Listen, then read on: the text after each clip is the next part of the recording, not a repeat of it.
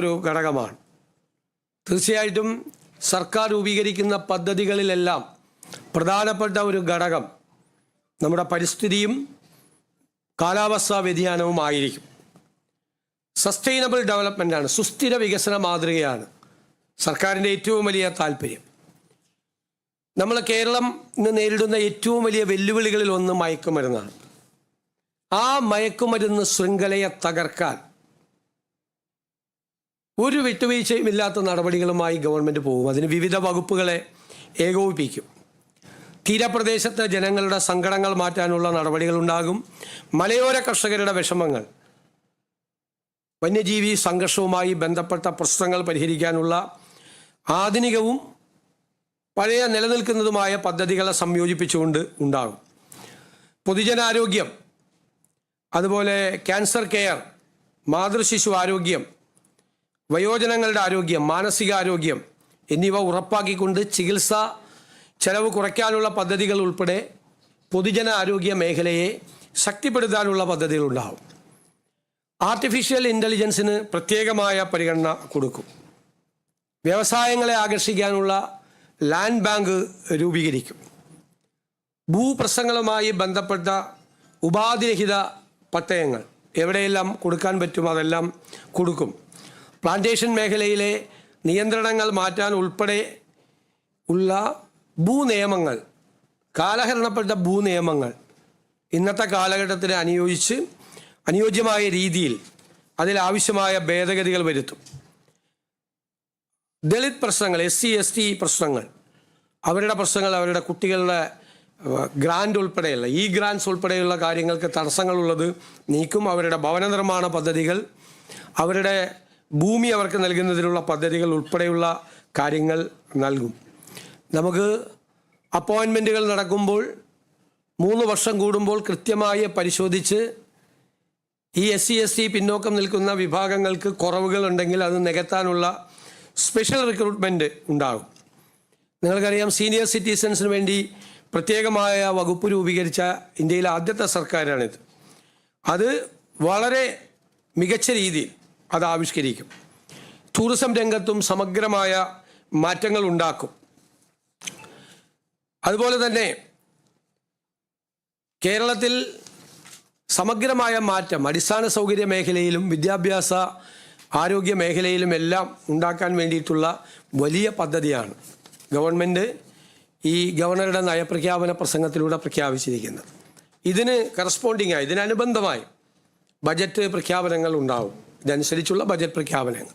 Budget പ്രഖ്യാപിക്കാത്തതുകൊണ്ട് ഞാനതിൻ്റെ ഡീറ്റെയിൽസിലേക്കൊന്നും പോകുന്നില്ല, അനൗചിത്യമാണ് അത് പറയാൻ. ഇതാണ് പദ്ധതി.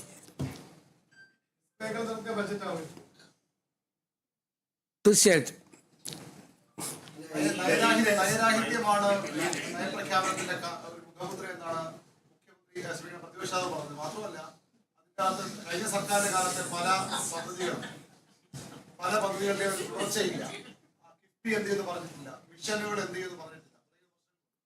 അല്ല, നയരാഹിത്യം അദ്ദേഹത്തിന് തോന്നാം. കാരണം അദ്ദേഹത്തിൻ്റെ നയമല്ല ഞങ്ങൾ നടപ്പാക്കുന്നത്. ഇത് പുതിയ ഗവൺമെൻറ്റിൻ്റെ നയമാണ് നടപ്പാക്കുന്നത്. ഇത് വളരെ വ്യത്യസ്തമായ നയമാണ്. സമീപനങ്ങളിലുള്ള മാറ്റം, വളരെ കാര്യമായിട്ടുള്ള മാറ്റമുണ്ട് സമീപനങ്ങളിൽ. ഇത് ഞങ്ങൾ പറഞ്ഞിട്ടാണ് തെരഞ്ഞെടുപ്പിൽ ജയിച്ചത്. ആ നയങ്ങൾ മാറ്റമുണ്ടാവും. ഗവൺമെൻറ് തുടർച്ചയാണ്. ആ തുടർച്ചയായിട്ടുള്ള പദ്ധതികൾ ഗവർണറുടെ പദ്ധതികൾ പ്രഖ്യാപിക്കേണ്ട ആവശ്യമില്ലല്ലോ. ഗവൺമെൻറ്റിൻ്റെ നയപ്രഖ്യാപനം ഗവർണർ നടത്തുമ്പോൾ നേരത്തെയുള്ള പദ്ധതികൾ എടുത്തു പറഞ്ഞ് അത് തുടരും എന്ന് പറയേണ്ട ആവശ്യമില്ല. പിന്നെ കിഫ്ബിയെ സംബന്ധിച്ച് ഈ ഗവൺമെൻറ് പഠിച്ചുകൊണ്ടിരിക്കുകയാണ്. അത് കൂടുതൽ പഠിക്കുന്നതിന് വേണ്ടിയിട്ടുള്ള ഒരു കമ്മിറ്റിയെ നിയമിക്കുന്ന കാര്യം സർക്കാരിൻ്റെ പരിഗണനയിലാണ്. അതുകൊണ്ടാണ് ഇന്ന് ബോർഡ് യോഗം കൂടി പല അജണ്ടകളും മാറ്റിവെച്ചു. കാരണം തീരുമാനങ്ങൾ എടുക്കാൻ ഒരു നയപരമായ തീരുമാനം അക്കാര്യത്തിൽ എടുത്തതിന് ശേഷം ഇപ്പോഴത്തെ കിഫ്ബിയുടെ അവസ്ഥയും അവിടെ നടക്കുന്ന കാര്യങ്ങളും എല്ലാം കൃത്യമായി പരിശോധിച്ച് വേണ്ട രീതിയിൽ കിഫ്ബിയെക്കുറിച്ചുള്ളൊരു തീരുമാനം ഉണ്ടാവും. തീർച്ചയായിട്ടും അതെല്ലാം ഉണ്ടാവുമല്ലോ. ഇൻലാൻഡ് നാവിഗേഷൻ്റെ കാര്യത്തിലും നമ്മുടെ പോർട്ട് എന്ന് പറയുന്നത് നമ്മുടെ ഒരു വളരെ പ്രധാനപ്പെട്ട ഒരു കാര്യമാണ്. ഏറ്റവും പ്രയോറിറ്റി കൊടുക്കുന്ന ഡ്രീം പ്രോജക്റ്റാണ്. നേരത്തെ തന്നെ പറഞ്ഞതുപോലെ ഈ തുറമുഖ നഗരമാക്കി മാറ്റുമ്പോൾ ഇൻലാൻഡ് നാവിഗേഷനും പ്രധാനപ്പെട്ട വാട്ടർ വേയ്സും നമ്മുടെ ഇന്ന് അദ്ദേഹം തന്നെ പ്രസംഗത്തിലുണ്ട്, നദികൾ, തടാകങ്ങൾ, ഇതിനെല്ലാം ഇൻ്റഗ്രേറ്റ് ചെയ്തുകൊണ്ടുള്ള, സംയോജിപ്പിച്ചുകൊണ്ടുള്ള വലിയ പദ്ധതിയാണ് വരുന്നത്.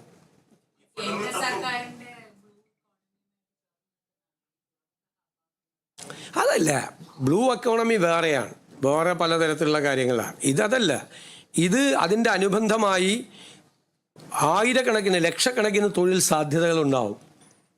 കേരളത്തിൻ്റെ എക്സ്പോർട്ട് മെച്ചപ്പെടും, ഫിഷറി സെക്ടറിനെ രക്ഷിക്കാൻ പറ്റും, ഫിഷ് പ്രോസസ്സിംഗ് ഉൾപ്പെടെയുള്ള കാര്യങ്ങൾ, ലോജിസ്റ്റിക് പാർക്കുകൾ ഉണ്ടാവും, ടൂറിസം ഡെവലപ്പ് ചെയ്യും.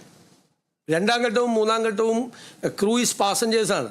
പാസഞ്ചേഴ്സ് യാത്ര ചെയ്യും. ഇപ്പോൾ യൂറോപ്പിൽ പോയിട്ടാണ് ആളുകൾ ഷിപ്പിലൊക്കെ യാത്ര ചെയ്യുന്നത്, വെസൽസിലൊക്കെ യാത്ര ചെയ്യുന്നത്. ഇവിടെ യാത്ര ചെയ്യാൻ പറ്റും, ഇവിടെ യാത്ര ചെയ്യാൻ പറ്റും, ഇൻറ്റേർണലായിട്ടും പറ്റും, പുറത്തേക്കുള്ളത് പറ്റും.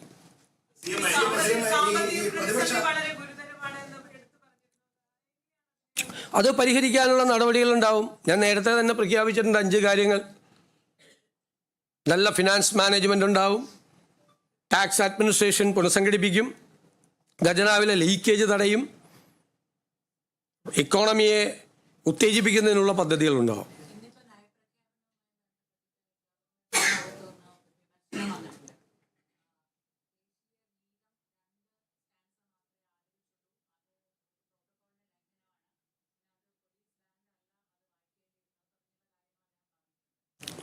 അല്ല, ഇത് നമുക്കും ഒരു പൊളിറ്റിക്കൽ ഐഡിയോളജിയുടെ ഫ്രെയിമിൽ നിന്നുകൊണ്ടല്ലേ നമ്മൾ പ്രവർത്തിക്കുന്നത്. നമുക്ക് ആ കാര്യത്തിൽ കൃത്യമായ തീരുമാനങ്ങളുള്ള ഒരു പാർട്ടിയാണ് ഈ മുന്നണിക്ക് നേതൃത്വം കൊടുക്കുന്നത്, മുന്നണിയുമാണ്. അപ്പോൾ അതനുസരിച്ചുള്ള കാര്യങ്ങളെ നമുക്ക് ചെയ്യാൻ കഴിയുള്ളൂ. അല്ല, അത് ആ തീരുമാനം പാർട്ടി എടുത്തിരിക്കുന്ന തീരുമാനത്തിൻ്റെ ഭാഗമായിട്ടല്ലേ ഞങ്ങളെല്ലാം പ്രവർത്തിക്കുന്നത്. മാത്രമല്ല, ഇതൊരു മാൻഡേറ്ററി ആയിട്ടുള്ള കാര്യമല്ല. ഇത് സംബന്ധിച്ചൊരു നിയമമൊന്നും പാർലമെൻറ്റ് പാസ്സാക്കിയിട്ടില്ല, ഗൈഡ് ലൈൻസ് മാത്രമേ ഉള്ളൂ.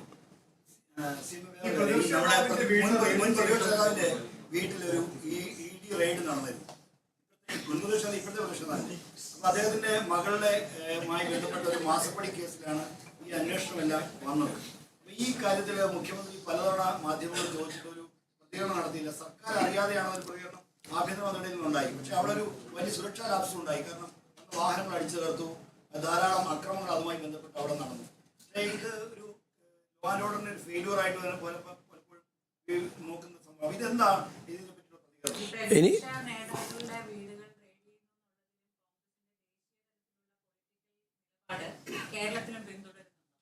ആദ്യം ഞാനൊരു കാര്യം പറയട്ടെ.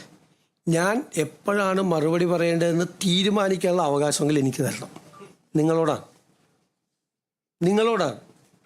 ഞാൻ മറുപടി പറഞ്ഞില്ല, മൗനി ബാബയാണ്. 12 പ്രാവശ്യം ചോദിച്ചു. എങ്ങനെയാണ് ചോദിച്ചതെന്നറിയാം?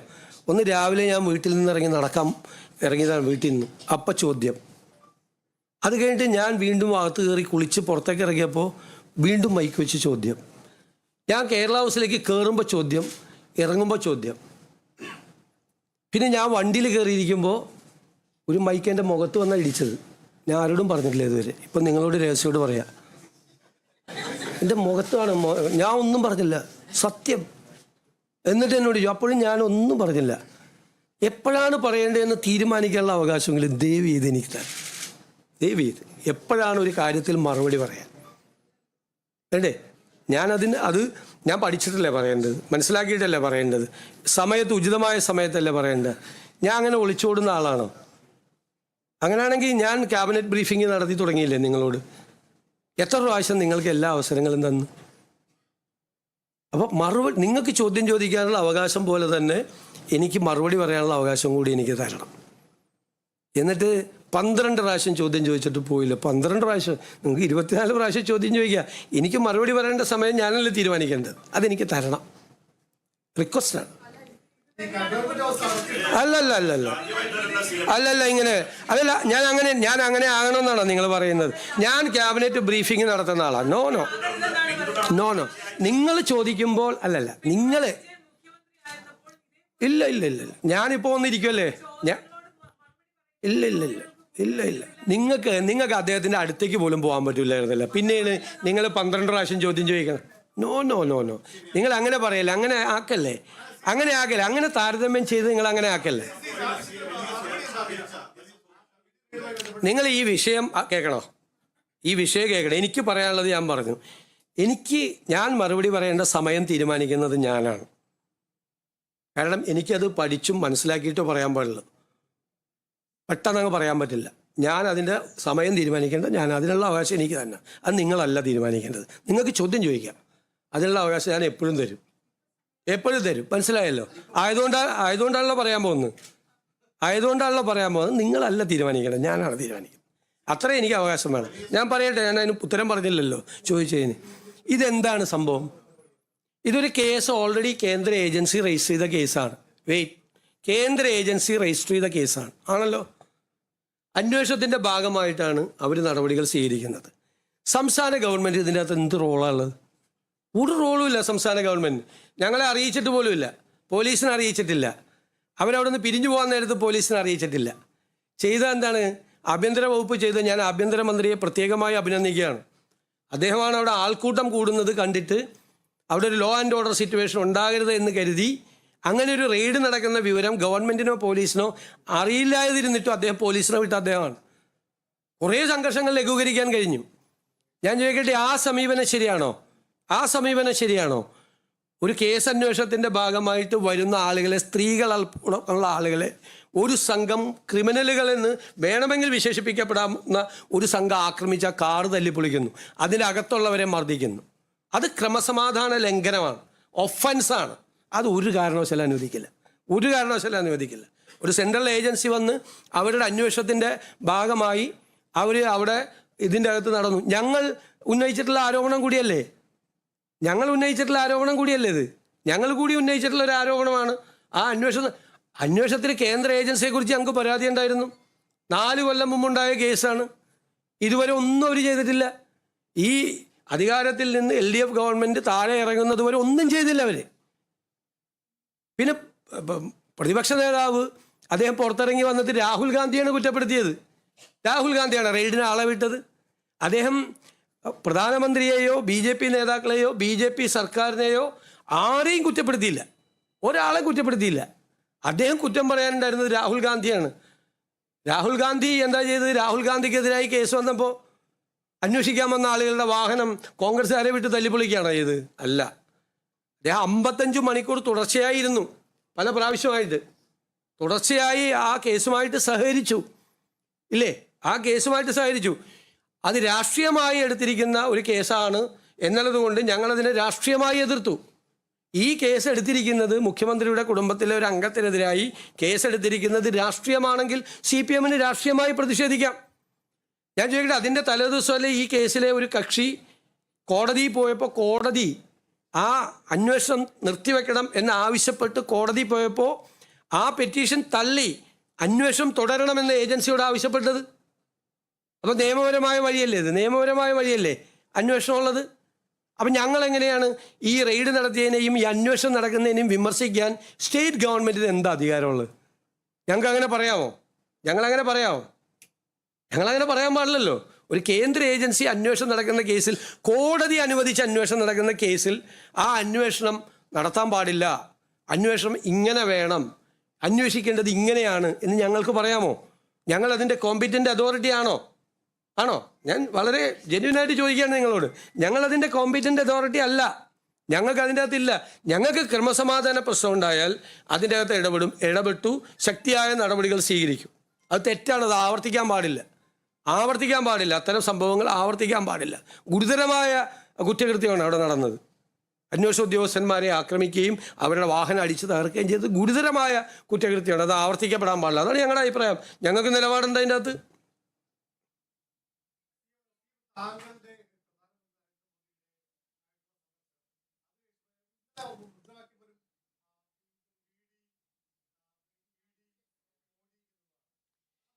ഞാൻ ഈ സർക്കാർ വന്നതിന് ശേഷമുള്ള രണ്ടാമത്തെ തമാശയാണിത്.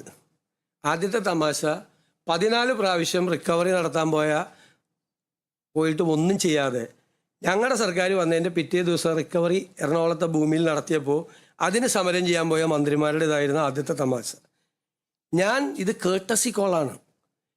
എനിക്ക് മുൻപുണ്ടായിരുന്ന ശ്രീ പിണറായി വിജയൻ ഉൾപ്പെടെയുള്ള മുഴുവൻ മുഖ്യമന്ത്രിമാരും അവരുടെ സ്ഥാനമേറ്റ് കഴിഞ്ഞാൽ അവിടെ ആരാണ് പ്രധാനമന്ത്രിയെങ്കിലും പ്രധാനപ്പെട്ട മന്ത്രിമാരെ പോയി കാണുന്നത് കേർട്ടസി കോളാണ്. ഞാനും അത് ചെയ്തു. 2 പ്രാവശ്യവും മുൻ മുഖ്യമന്ത്രി അത് ചെയ്തിട്ടുണ്ട് അദ്ദേഹത്തിൻ്റെ സമയത്ത്. ഞാൻ ആദ്യമായിട്ടാണ് നരേന്ദ്രമോദിയെ നേരിൽ കാണുന്നത്.